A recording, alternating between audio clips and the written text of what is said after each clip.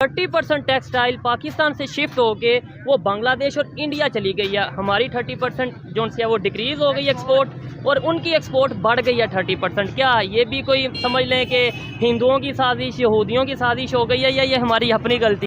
हाजी साहब भी खड़े, आप खड़े हो, मैं खड़ा हूँ भाई। जी जी जी जी सर मौका देना उन्हें, पेट्रोल खत्म हो गया। बात सुने सर, मौका दे, मौका दे। तकरीर नहीं सर, आप तकरीर नहीं कर, आप इंटरव्यू दे रहे हैं। जी जी जी बोले। सर हाजी साहब भी खड़े, सारे खड़े, मैं भी खड़ा हूँ, पढ़े लिखे आप भी खड़े हो यार, सुनो सही ना, सुन। मौका तो दें भाई। हमें उन मुल्कों से सीखना चाहिए जो मुस्लिम्स थे, और अल्लाह ताला ने अगर तो वही एट द एंड बात तो फिर आपने भी वही कर दी कि हमें उन कंट्री से सीखना चाहिए जो मुस्लिम है। मैं एग्री करता हूँ। मैंने ये बिल्कुल नहीं कहा कि हमें नॉन मुस्लिम से सीखना नहीं चाहिए। नहीं, मेरा पॉइंट ये जहाँ से एजुकेशन मिले वो सीखना चाहिए। मुस्लिम नॉन मुस्लिम एजुकेशन में वो कंसेप्ट नहीं होना चाहिए कि मुसलमान को जितने भी मुल्क है ना जहादी के नाम से जानते हैं, मुसलमान को जहादी के नाम से जानते हैं कि ये मुसलमान है, जहाद करेगा, ये हमला करेगा हम पे। इंडिया का ना ही नहीं लेना। बिल्कुल आपकी बात ठीक है। इससे ना मुझे एक बात याद आ गई, तो मेरा उसमें ये था, मैंने एक टॉपिक लिया, क्या हमें इसराइल से सीखने। फैसलाबाद को मैनचेस्टर कहा जाता था पाकिस्तान का। आज 30% टेक्सटाइल पाकिस्तान से शिफ्ट होके वो बांग्लादेश और इंडिया चली गई है। हमारी 30% जो है वो डिक्रीज़ हो गई एक्सपोर्ट और उनकी एक्सपोर्ट बढ़ गई है 30%। क्या ये भी कोई समझ लें कि हिंदुओं की साजिश, यहूदियों की साजिश हो गई है या ये हमारी अपनी गलती है? मेरे ख्याल में तो ये हमारी अपनी ही गलती है। इसमें अगर हम देखें ना कि ये एक्सपोर्ट जो है या इंपोर्ट जो है ये कम क्यों हो रही है, मेरे ख्याल में सबसे इम्पोर्टेंट बात ये है कि हमारे जो इंडस्ट्रियलिस्ट हैं वो कॉन्फिडेंस नहीं है उनमें, वो कॉन्फिडेंस आ नहीं रहा, जो मुझे ऐसा लग रहा है। क्योंकि मेरे सर्कल में भी कुछ दोस्त हैं जो बिज़नेस कर रहे हैं, ठीक है। तो वो होता कुछ इस तरह से है कि रिसेंटली मेरा ये एक दोस्त वो iron oxide, red oxide basically वो मंगवा रहा है ये चाइना से, जर्मनी से, लेकिन वो एलसी क्लोज़ हो गई, वो डॉलर जो है इनके पास थे नहीं देने के लिए। जब डॉलर नहीं थे देने के लिए तो वो उनका बिज़नेस जो है पूरा वो ख़त्म होना शुरू हो गया। तो जहाँ से मुझे ऐसा लगा कि उन लोगों ने अपने जो रकम थी, अपने जो वसाइल थे, उनको शिफ्ट करना शुरू कर दिया।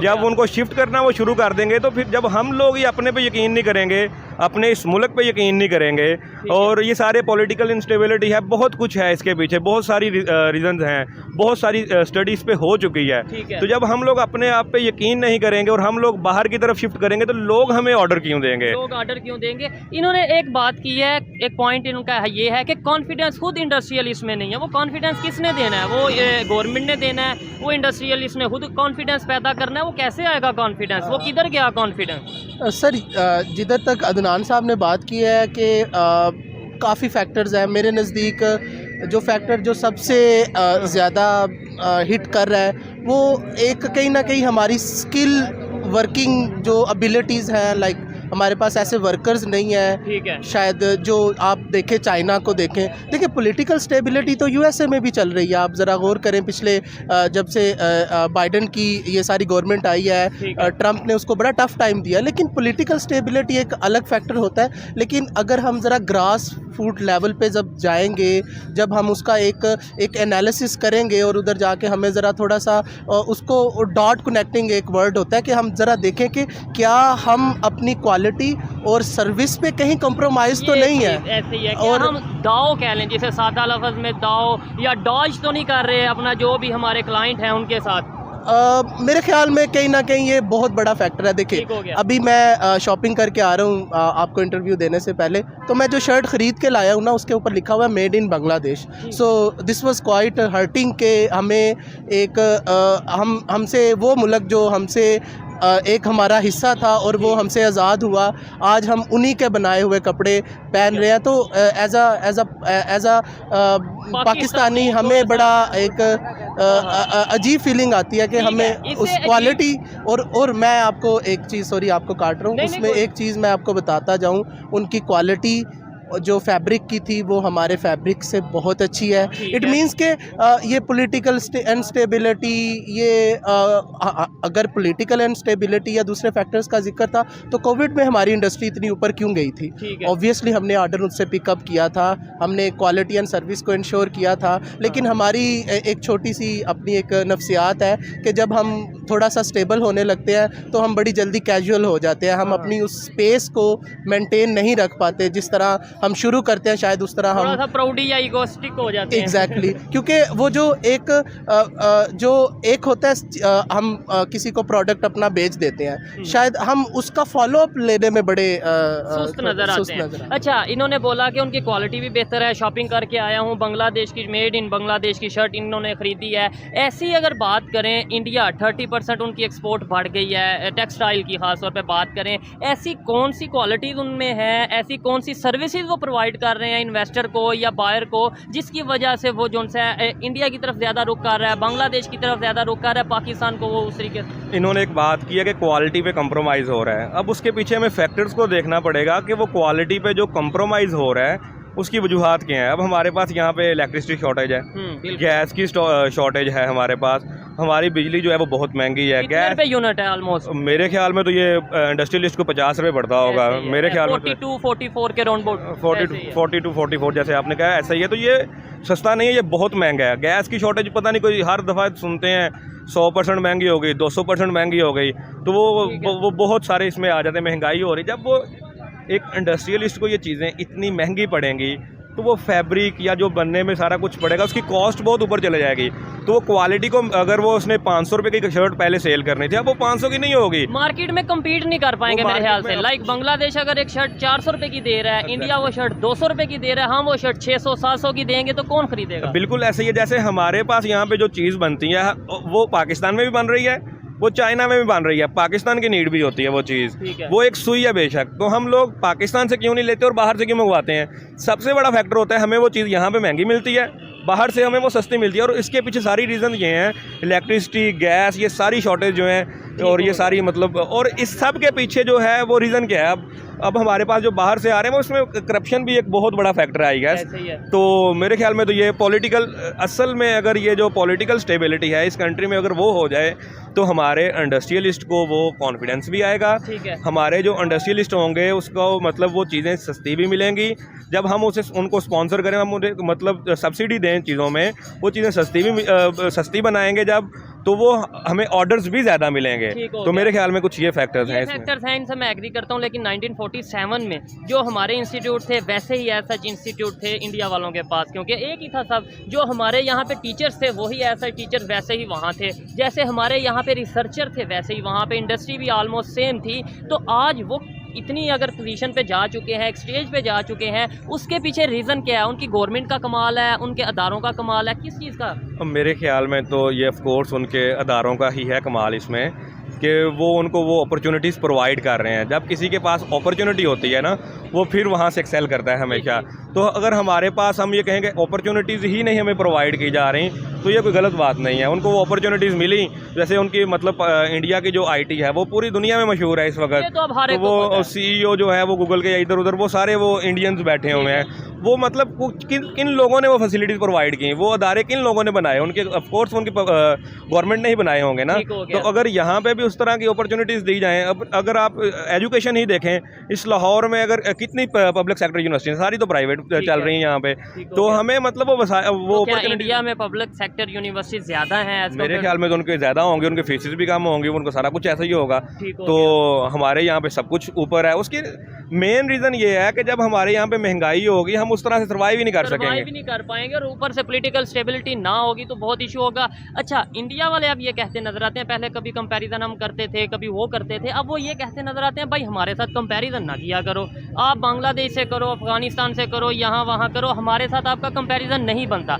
आप इस बात से एग्री करते हैं? बिल्कुल एग्री करता हूँ, क्योंकि इंडिया अनफॉर्चुनेटली हम लोगों ने, जिस तरह अदनान साहब बता रहे थे, बिल्कुल वो ठीक कह रहे थे कि हम लोगों ने अपने साथ कुछ चीज़ें ऐसी कर दी हैं कि अब वो डिफरेंस हमारा और इंडिया का बहुत ज़्यादा गैप एक पहले था। हम कम्पीट भी कर रहे थे, वो उनका भी दिल करता था पाकिस्तान से आगे निकले, कभी हमारा दिल करता था कि हम कंपटीशन करें। अब वो साफ कहते हैं भाई हमारे साथ कंपटीशन करते हो तो हमें बुरा लगता है, वो ये कहते हैं। बहादुर वही होता है जो अपनी कमज़ोरी को भी एक्सेप्ट करता है और ताकत को भी एक्सेप्ट करता है। अब जो हमें अभी करने की ज़रूरत है ना, हमें ना ज़रा थोड़ा सा अपनी ज़ुबान को चुप करके ना अपने अपने अपने काम को ज़रा आगे लेके चलना चाहिए, अपनी गलती को मान के हाँ। उसे बेहतर करने की अब देखे ना इस पे डिस्कशन करनी हो ना तो जितने इधर सारे लोग बैठे हैं ना, हर एक का एक अलग पॉइंट होगा और वैलिड पॉइंट बिल्कुल, हर होगा, एक की ठीक है। अपनी opinion हमें इस क्रिटिसिज्म से और इस पॉलिटिकल अनस्टेबिलिटी से, और क्योंकि सोल्यूशन तो आपने ढूंढना ये है, चीज़ अगर है। आपने तब तक हम ये सर्वाइवल कहते रहेंगे कि भाई वो पॉलिटिकल स्टेबिलिटी आएगी तो ही हम कुछ करेंगे, पॉलिटिकल स्टेबिलिटी आएगी तो ही पाकिस्तान आगे बढ़ेगा। भाई मैं पाकिस्तान के लिए क्या कर रहा हूँ, आप क्या कर रहे हैं, आप क्या कर रहे हैं, ये भी सोचने की जरूरत है। एग्जैक्टली तो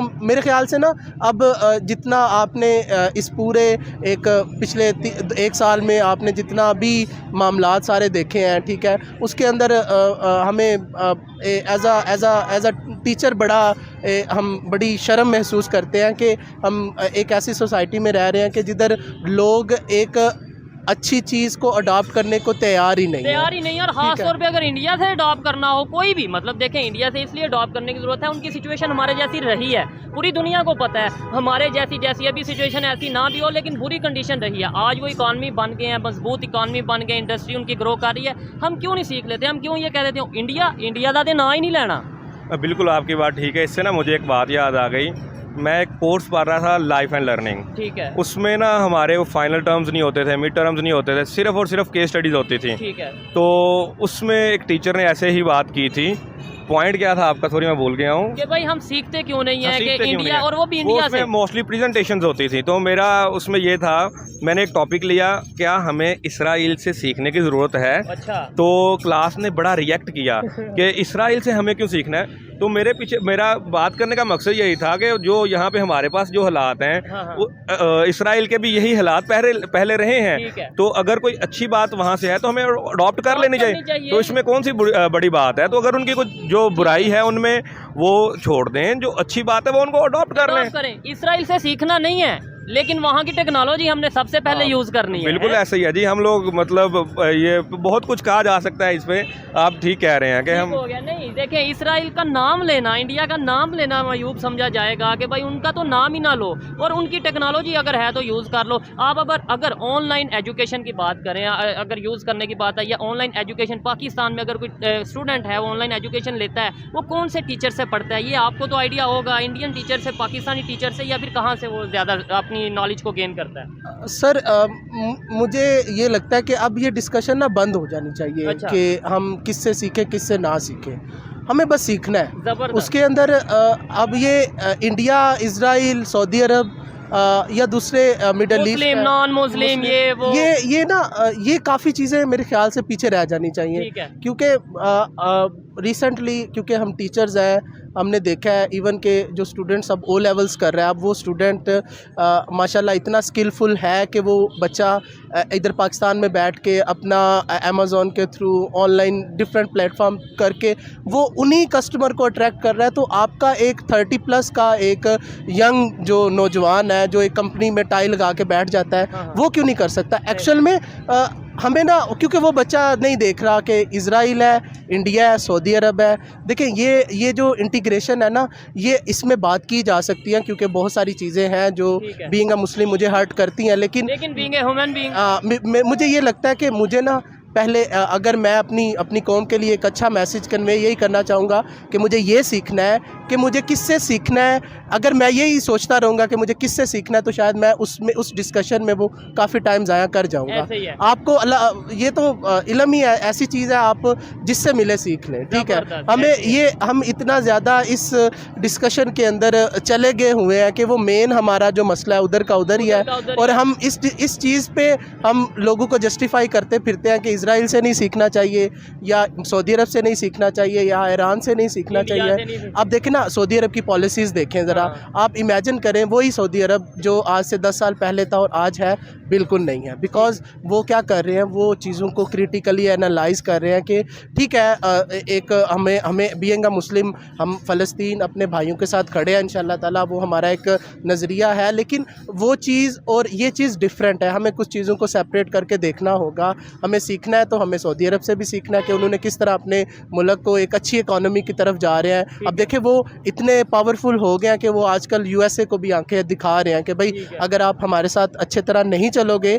तो हम भी आपके साथ अच्छी तरह नहीं चलेंगे। आंखें दिखाने की मेन रीजन ऑयल है, लेकिन सेकंड चीज ये भी है कि उनके रिलेशन दिन ब दिन बेहतर होते जा रहे हैं तमाम कंट्रीज के साथ। देखिए ऑयल तो ख़त्म हो जाएगा, आप ज़रा आप एक कुछ कुछ स्टडीज़ उठा के देखें, वो तो कुछ सालों में वो कह रहे हैं कि हमारे पास नहीं होगा।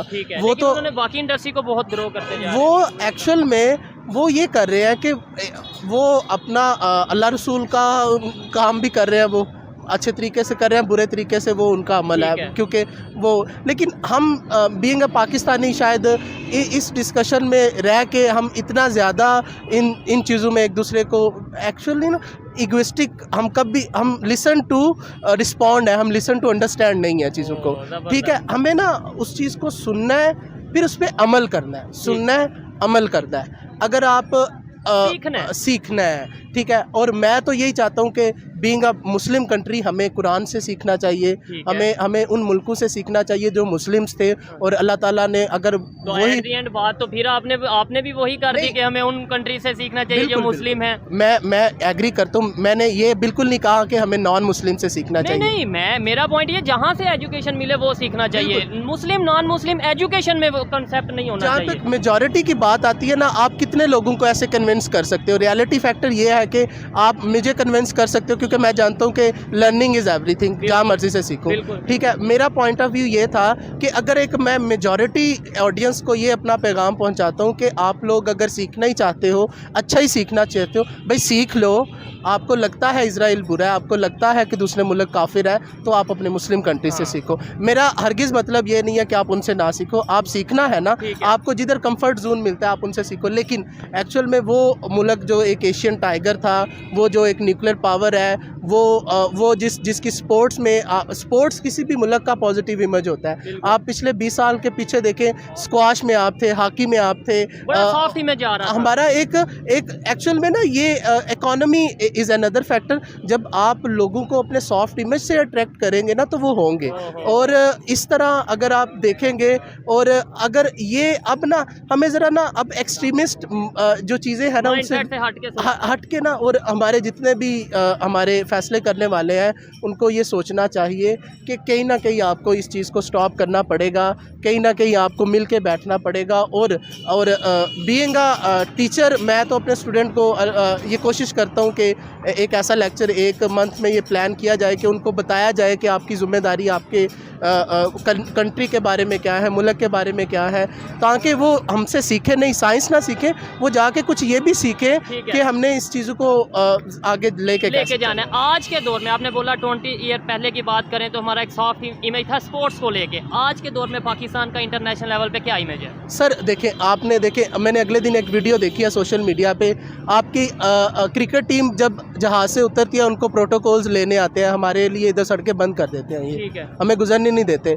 हॉकी वाले आए हैं, वो रिक्शे पे आ रहे थे। तो ओवरऑल इमेज क्या है पाकिस्तान का? मेरे ख्याल में तो इमेज आपके की प्लेयर्स तो यही स्पोर्ट्स जिनको अगर आपने फैसिलिटेट करना है, देखें उनकी ज़रूरियात पूरी करनी है, तो वो ऑब्वियसली जब आप जीतोगे तो इमेज तभी बिल्ड होगा। आज के दौर में लास्ट में मुझे ये बताएं पाकिस्तान का इमेज क्या है ओवरऑल इंटरनेशनल लेवल पे?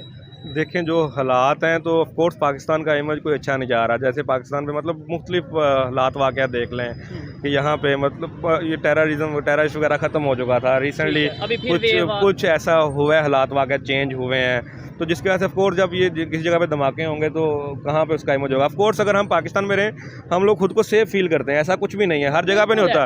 वो कोई एक एक्टिविटी हो जाती है किसी जगह पे तो मतलब उसके हमें कंट्रोल कर लेना चाहिए। इंटरनेशनल लेवल पे इमेज क्या आ जाता है? मतलब देखें वो फिर जो कुछ मतलब लॉबीज होती हैं जो हमारे अगेंस्ट भी काम करती हैं, हमें ये भी एग्री करना होगा।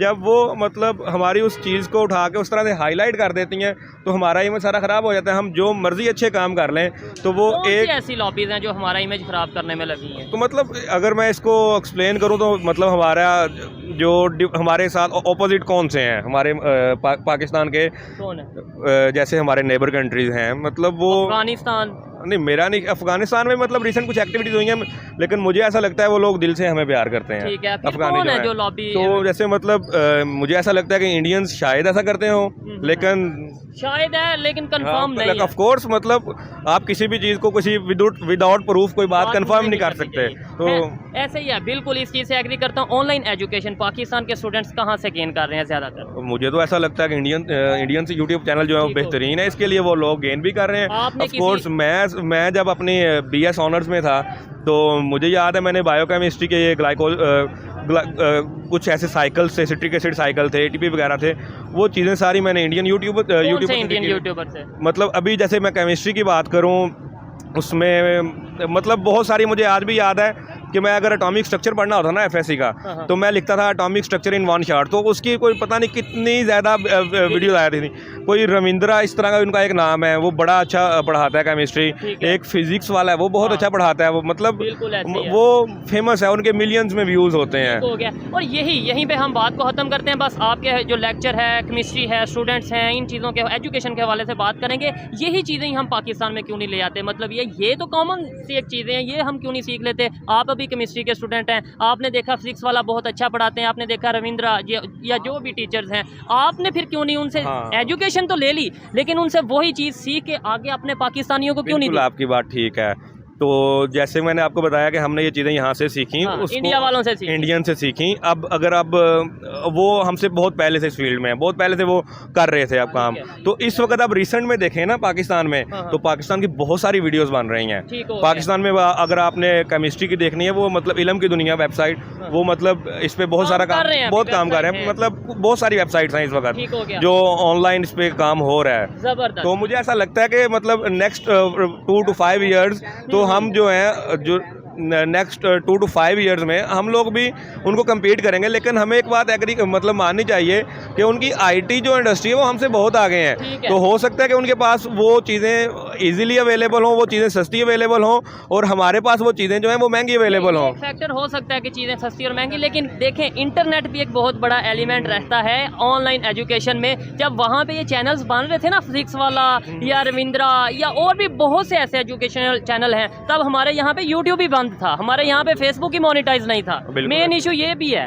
बिल्कुल आपकी बात ठीक है। ऑफ कोर्स वो मोनेटाइज होगा तो लोगों को थोड़ा इनकरेज होगा, बिल्कुल, तो फिर ही वो उस पे काम करेंगे। ठीक हो गया, अच्छा लगा बात करके। मुझे ये बताएं, मैं, आप और आप, मतलब यूथ है या थोड़ी एजुकेटेड यूथ है, वो पाकिस्तान की बेहतरी के लिए, पाकिस्तान के सॉफ्ट इमेज के लिए, पाकिस्तान की इकॉनमी को ऊपर लेके जाने के लिए क्या कर सकते हैं? कुछ कर सकते भी हैं या नहीं, बस बात ही कर सकते हैं? मेरे ख्याल में तो हम लोग बहुत कुछ कर सकते हैं। जैसे ये कोविड आया, मुझे ऐसा लगता है कोविड जो है ना, ये एटलीस्ट पाकिस्तान के लिए बहुत बेहतरी थी इसमें। अच्छा। मतलब कोविड के बाद ऐसा क्या हुआ है कि जिसमें मतलब मैं ये बात कर रहा हूँ कि ये बेहतर था, वो इसलिए कि मतलब हमारे पास कुछ पैसे भी ख़त्म हो गए, बहुत कुछ हो गया, LCs बंद हो गई, मतलब कोविड में चीज़ें आ नहीं रही थी, तो बहुत सारी सिचुएशन आ गई। तो मतलब हम लोग जो छोटी छोटी चीज़ें जो चाइना से मंगवा रहे थे, जर्मनी से मंगवा रहे थे, तो हम लोगों ने अपने पहाड़ देखे कि यहाँ पे भी कोई रेड ऑक्साइड है कि नहीं है, और यहाँ पे भी हम इन केमिकल्स को प्रोसेस कर सकते हैं कि नहीं। मतलब पहले हमारा जो मतलब इंडस्ट्रियलिस्ट था वो ये कहता था कि ये तो भाई लोकल है।